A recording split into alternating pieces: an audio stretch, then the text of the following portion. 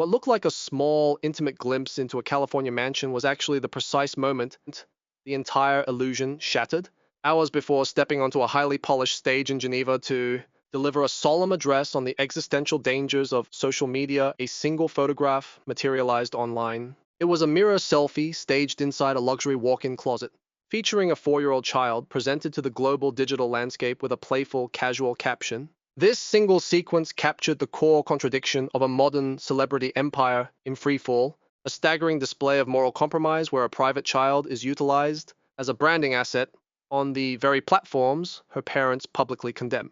It was visual evidence of a strategy running out of options, exposing the friction between a public narrative of humanitarian purity and the private reality of commercial survival. In this video, we will unpack the deeper, unspoken mechanics of what has come to be known as the Geneva Disconnect. We will look past the surface-level tabloid headlines to analyze how a carefully engineered global rehabilitation campaign collapsed under the weight of its own strategic errors within 24 hours.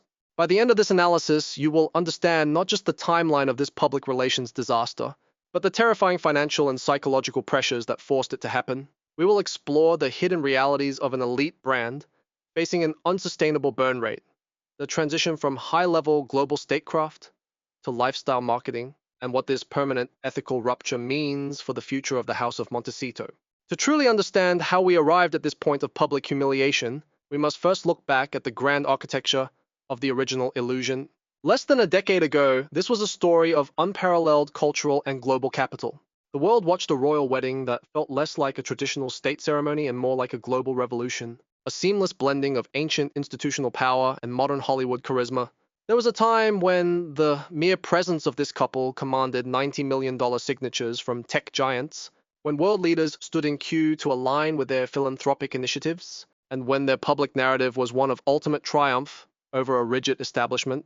They possessed the rarest commodity in the modern attention economy: absolute moral authority combined with absolute global privilege. They were positioned as the ultimate arbiters of modern empathy, operating from a golden era of seemingly infinite influence. But the true cost of maintaining a shadow royal court in exile is a calculation that public relations cannot hide forever. Behind the pristine, heavily guarded walls of the California estate lies a relentless, exhausting financial reality that shapes every decision.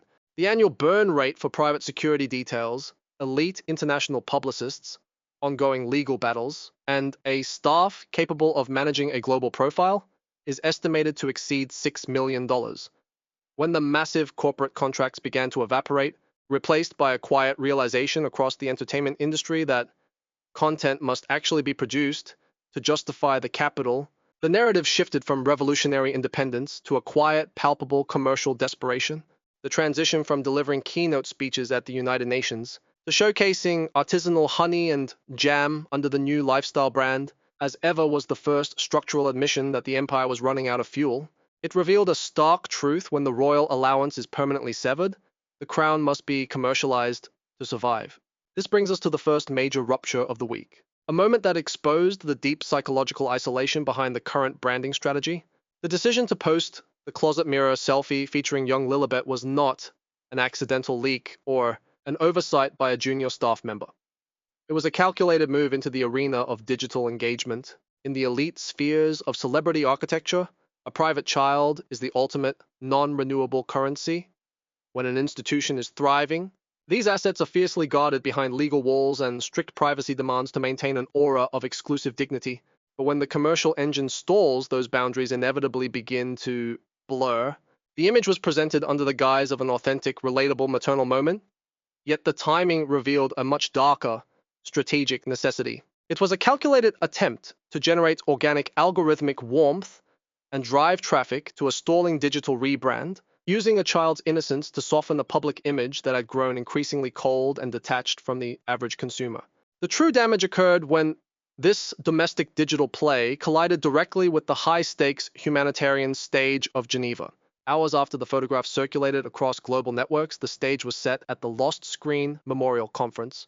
The narrative intention was clear: to position the Duchess as a global leader in digital ethics, a protective mother standing in solidarity with families devastated by the dark side of the internet.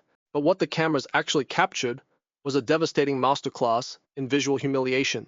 The grand humanitarian arrival was met not by roaring crowds or a phalanx of international journalists, but by an empty bus stop and rows of vacant crowd control barriers. An unbothered bystander checking a mobile phone in the background became the definitive, unedited metaphor for the entire event. The illusion of global demand had vanished, replaced by the grim reality of an elite performance happening in a complete vacuum, where the infrastructure of fame remained, but the audience had simply walked away. As the speech began, the moral contradiction transformed from a strategic error into a total ethical collapse. Viewers and analysts immediately noticed the staggering disconnect between the words being spoken and the physical evidence on display. While delivering a lecture on the exploitation of youth, the dangers of digital vanity, and the weaponization of identity, the speaker was adorned in over $110,000 of luxury jewelry. The glittering presence of a rare gold timepiece and a flawless diamond necklace stood in sharp, silent conflict with the solemn themes of human grief and digital exploitation. To the global audience, this was no longer the image of an empathetic humanitarian. It was the visual signature of an elite public relations campaign attempting to colonize human suffering while maintaining the aesthetic of extreme wealth. The contrast was too sharp to ignore, proving that you cannot effectively mourn the victims of digital capitalism while wearing a fortune accumulated through celebrity branding, especially when your own child's image was utilized on those exact platforms just hours prior. This is where the story shifts from a mere public relations failure into a profound crisis of internal survival. The fallout from Geneva has exposed a permanent rift within the core structure of the marriage, a collision between two incompatible survival strategies. On one side is the desire for institutional dignity, the remnants of a royal identity that demands restraint, distance, and a refusal to play the cheap games of internet celebrity. On the other side is the absolute necessity of immediate commercial monetization, a driving pressure that requires constant public exposure, lifestyle products, and the controversial rent-a-royal strategy just to maintain their current existence. As the international press begins to dissect the hypocrisy, a heavy defensive silence has descended upon the California estate. The point of no return has been reached not because of a single photograph or an empty street in Switzerland, but because the ultimate illusion has been unmasked, leaving the world to watch a final, desperate struggle to finance a palace built on a foundation of fading relevance. The heavy silence now hanging over the Montecito estate is not merely a scheduled pause in a public relations calendar. It is the sound of an isolation that has become absolute.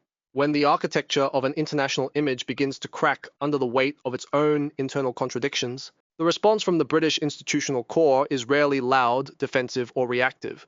Instead, it is a clinical, unyielding withdrawal of presence, a calculated refusal to engage that carries a devastating psychological weight. Across the Atlantic, the palace operates with the historical understanding that time is the ultimate filter and that a brand built primarily on the weaponization of personal grievance will eventually consume itself if left to its own devices. The Geneva debacle, underscored by the sudden appearance of an intimate family image used to generate digital momentum, has effectively closed the door on any remaining back-channel diplomacy. What remains is a shadow court completely detached from its origins, forced to navigate the punishing waters of American corporate survival without the protective armor of constitutional mystique or familial solidarity. This isolation penetrates far deeper than cancelled public contracts or royal snubs. It has fundamentally altered the internal equilibrium of the partnership itself. For a prince whose entire psychological worldview was forged in the fires of personal childhood tragedy and a lifelong, bitter rebellion against the invasive gaze of the media, the current reality presents a devastating paradox. To have spent decades condemning the commodification of private life and the predatory nature of the press, only to watch your own home and your own children become tactical chess pieces in a commercial rebrand, is a profound internal crisis. The strategic decision to deploy the closet mirror selfie of young Lilibet just hours before a global presentation on digital safety exposes an undeniable internal fracture. It indicates a profound divide between an idealistic desire for high-level global statecraft and the immediate, gritty reality of financing an elite lifestyle. The marriage is no longer viewed by the public as just a romantic union. It is transformed into an enterprise under siege where the relentless demands of the financial ledger are in constant, exhausting conflict with the core values used to justify their original departure from London. As the dust settles on the empty streets of Switzerland, the nature of public reaction has undergone a subtle but permanent shift. The primary threat to the House of Montecito is no longer active public anger, organized criticism, or structured media hostility. It is the arrival of widespread, immovable public indifference. The empty crowd control barriers and the solitary bystander staring at a smartphone were not just logistical failures on the part of the event organizers, they were a collective cultural shrug from an audience that has simply moved on. When a public is subjected to a continuous, repetitive loop of moral instruction delivered from a position of immense material privilege, a profound narrative fatigue sets in. The global audience has begun to see past the carefully curated vocabulary of empathy, systemic change, and digital safety, recognizing it instead as a sophisticated corporate dialect designed to protect and promote a personal brand. This indifference is a far more dangerous adversary than active criticism. Because in the volatile economy of modern celebrity, outrage can be redirected and monetized, but silence is fatal. The visual evidence of this strategic collapse is etched into every physical detail of the Duchess's current public presentations. The insistence on wearing over $110,000 of luxury jewelry to a conference dedicated to human suffering and digital exploitation is a symptom of a deeper, unyielding anxiety. It is the behavior of an elite brand that confuses the ostentatious display of wealth with the possession of genuine cultural power. When the institutional crown is permanently gone, the accumulation of high-end jewelry becomes a substitute for authority, a desperate visual assertion to the world that the wearer still belongs to an untouchable global elite. But this aesthetic of extreme wealth directly sabotages the very humanitarian narrative she seeks to project. You cannot convincingly portray yourself as a humble servant of global progress and a defender of vulnerable youth when your physical appearance demands a financial calculation that alienates the average viewer. It reveals a critical recurring flaw in the storytelling architecture, an inability to understand that true moral authority requires a willingness to submerge the ego, not decorate it. This fundamental disconnect explains the ongoing stasis and lack of momentum surrounding the lifestyle brand. As ever, what was originally intended to be a triumphant entry into the multi-billion-dollar wellness and domestic market has instead become a case study in commercial stagnation. The public did not reject the artisanal jams and organic honey because of product, quality, or marketing aesthetics. They rejected the hollow narrative behind them. There is an irreconcilable chasm between claiming a legacy of global leadership and asking consumers to purchase high-end condiments. When an empire trades the historic weight of a thousand-year-old monarchy for the transient, volatile metrics of a lifestyle influencer, it enters a market that is already overcrowded, deeply cynical, and unforgiving. The consumer quickly senses that they are not buying a piece of authentic royalty. They are being asked to subsidize an incredibly expensive California lifestyle in exchange for a manufactured aesthetic of rustic simplicity that is instantly contradicted by the very next luxury public appearance. Ultimately, this story resonates far beyond the specific individuals involved, because it mirrors the broader cultural anxieties of our modern time. It stands as a contemporary tragedy about the erosion of authenticity in an era dominated by digital projection and public relations maneuvering. Audiences watch this narrative unfold not out of mere malice or a desire for gossip, but because it exposes the ultimate fragility of fame when it is completely detached from service, duty, or genuine human connection. It serves as a cautionary tale about what happens when the pursuit of personal branding becomes so consuming that it begins to devour the very boundaries meant to protect the family's private sanctum.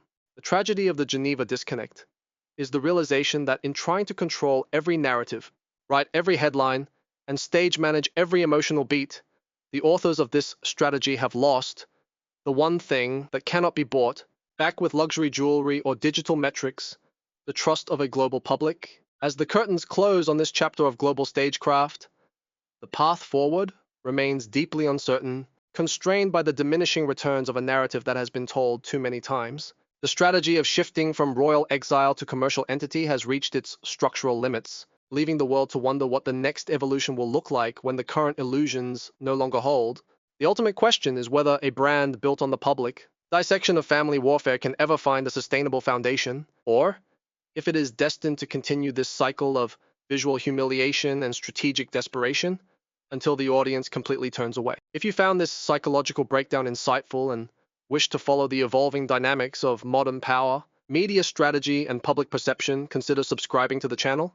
Thank you for watching, and please share your perspective on the changing nature of this global narrative in the comments below.